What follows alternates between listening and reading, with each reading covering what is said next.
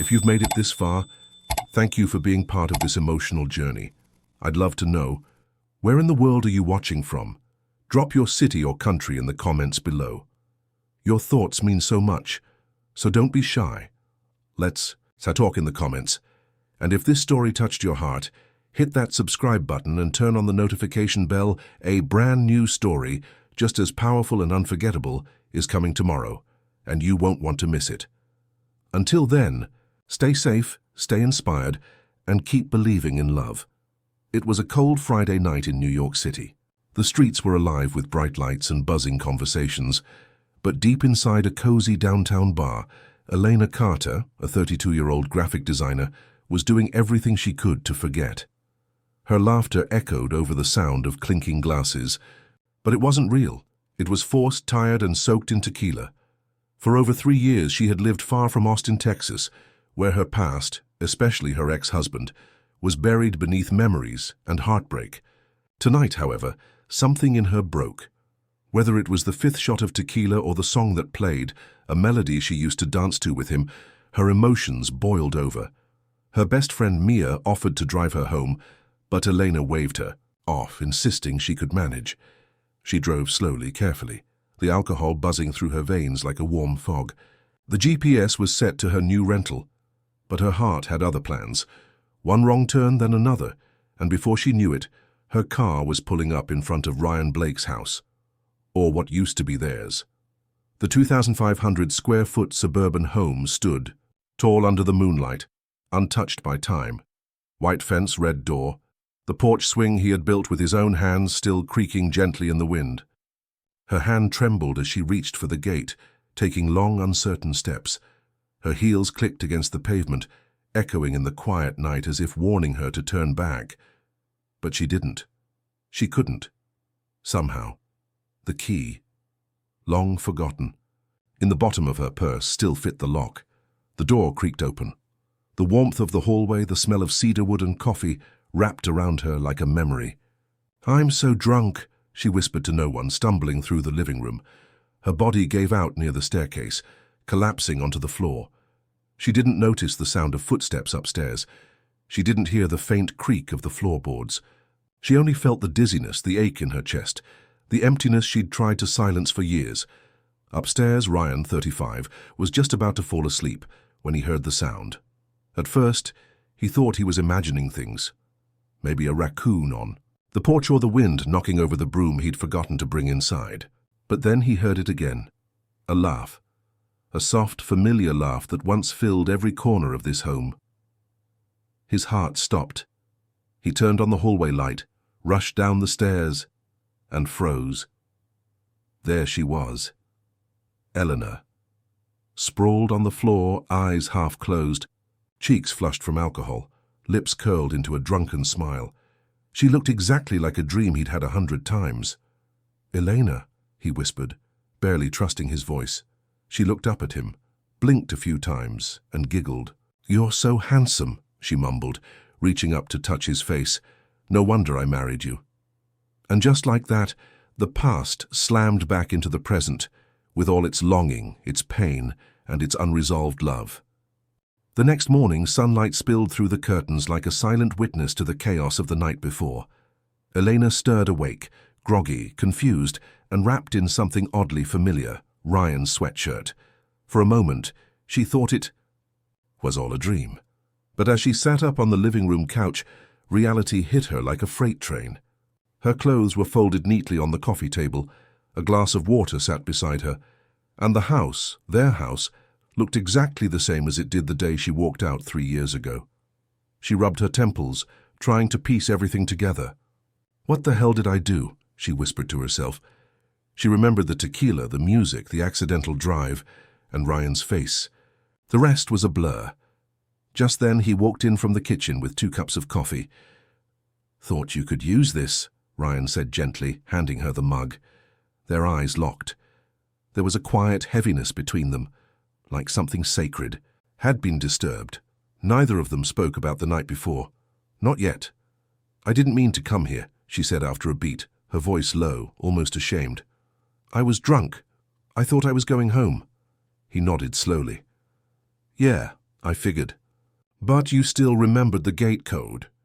That made her pause. She left an hour later, awkward goodbyes and polite nods exchanged, but the fire inside her had already reignited. That house, it wasn't just wood and brick, it was everything they once were. That porch swing, the smell of his cologne lingering in the hallway, the picture frame still slightly crooked in the hallway where they used to argue over whether it was straight. All of it haunted her. So when her real estate agent called her the next day, telling her someone had finally bought the house she'd been trying to sell for 3 years, she felt a strange ache in her chest. "Eleanor, it's done," her agent, Madison, said over the phone. "The sale is finalized. The payment hit your account this morning. You're officially free." "Do you know who bought it?" Eleanor asked, even though part of her already knew. "No idea," Madison replied. "The buyer went through a legal." "But hey, it's off your plate now. You can finally move on." But moving on was the last thing Elena felt. Something gnawed at her. So she drove to the house one last time, to say goodbye, to find closure, to prove to herself she'd let go. But as she pulled into the driveway, a silver truck she knew far too well was already parked outside. Ryan stepped out of it casually, holding a set of keys in his hand. "You?" she asked, heart pounding. "I couldn't let it go," he said quietly. "Not this place. Not everything we built." Her breath caught. It wasn't just about the house. It was about what it represented. Love, loss, and a life they hadn't truly left behind. Elena stood frozen in the driveway, keys clenched in her hand, heart racing as if it were trying to outrun the moment. Ryan's confession about buying the house echoed in her mind like thunder. She wanted to be angry. She had every right to be. But the truth was, part of her was relieved. Relieved it was him and not some stranger, living among the memories they had once shared. She took a deep breath, trying to steady herself, and finally spoke. "Why, Ryan? Why this house? After everything?" He stepped closer, eyes locked on hers. "Because it's the only thing that still feels real." That answer, as simple as it was, shattered her. She turned away, not ready to unpack the weight of it all. "This was supposed to be closure," she muttered. "I was finally ready to let go." "Maybe I'm not," he said, voice low. The tension simmered between them like a storm waiting to explode. She got in her car and drove off, leaving a trail of emotions she couldn't name.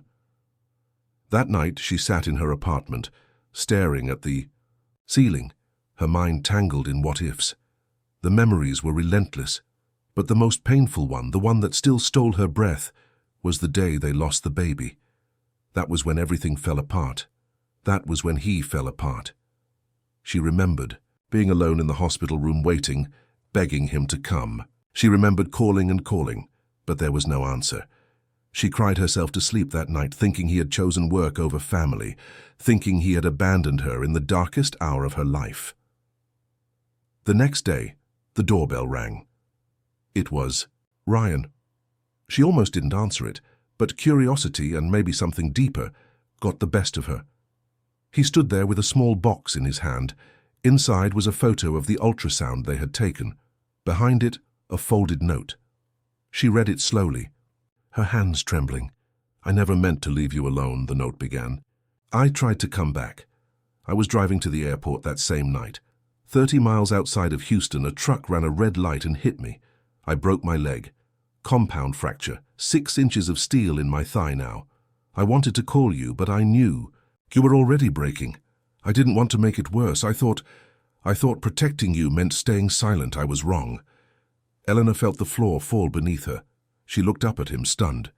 "You were in an accident?" He nodded. "I rushed to get back to you. But by the time I could stand again, you were already gone." For the first time in years, the tears came freely. The grief she'd carried alone wasn't hers alone after all. There had been pain on both sides of the silence, and neither of them had healed from it. And in that moment, for the first time in a long time, she didn't feel alone anymore. For a long moment, the room was silent, except for the soft ticking of the clock and Elena's quiet breathing. She was still holding the note Ryan had written, her eyes locked on him like she was seeing him for the first time in years. All the hate, all the resentment that had built up inside her like concrete. It cracked. It didn't vanish, but it cracked. "You should have told me," she whispered. "I deserve to know, even if it hurt." "I know," Ryan replied, his voice hoarse. "I thought I was protecting you, but maybe I was just protecting myself." They sat across from each other on the old living room couch, in the house that had once held their laughter, their plans, their dreams. Now it held only the echoes, until now. Ryan reached over and took her hand. She didn't pull away. "Elena," he said, steady but vulnerable, "I never stopped loving you, not even for a day. I know I messed up. I know I should have fought harder. But if there's even the smallest part of you that still sees us, still believes in what we had, I want to try again. No secrets, no pride, just us." She didn't answer right away. Her heart was pounding.